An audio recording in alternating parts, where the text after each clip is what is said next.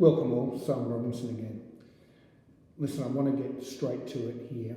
It's an effective communication tip and it's pretty simple. Don't interrupt. How many times have you been in a discussion and someone will say, and Joe Bloggs, and someone will say, dreadful person or incompetent or immediately cut in. Or my view on the political situation here is someone jumps in and says, aren't they a complete bunch of losers or incompetents, blah, blah, blah. By interrupting, you're already preempting the other person's what they're going to say, and it may be completely incorrect. You may have misjudged it completely. So do the conversation the courtesy and the other person the courtesy of hearing exactly what they were going to say, because it may well be that it was completely opposite of what you were thinking.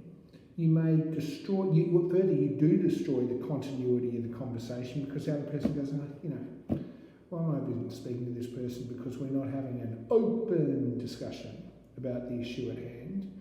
And that's what you need, an open deliberation and consideration of what's being said. So interrupting in any communication dialogue is exceptionally destructive to what you personally can take out of the communication. And I've got other DVDs on YouTube's on this. You let the person talk it out, talk into silence. So, and as an extension of not interrupting, once they've finished what they've said, you don't need to necessarily respond immediately. You can sit down and go, and maybe that engenders a sense of a little bit of uncomfortableness. And when people experience that uncomfortableness, what they do is they invariably want to fill the silence with more sound. And so they talk into the silence,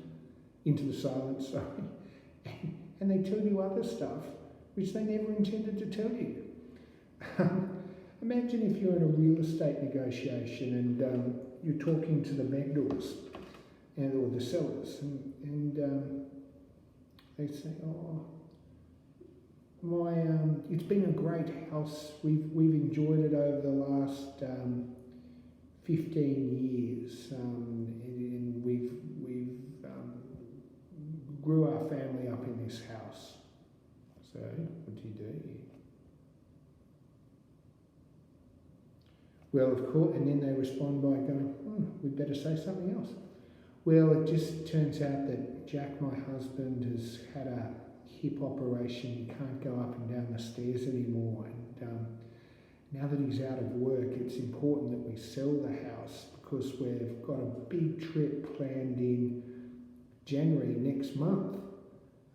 So that's really our motivation to sell. So what have you just gained from that? You've gained additional information whereby you know that the house is no longer suitable for them because of the owner's hip problem. 2, he's no longer working, so cash is an issue.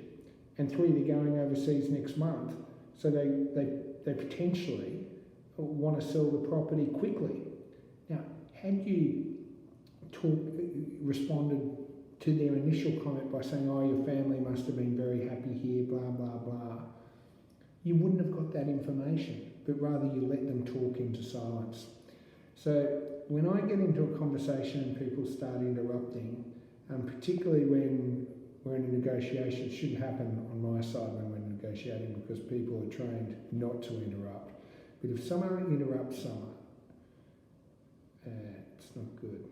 I don't take that well.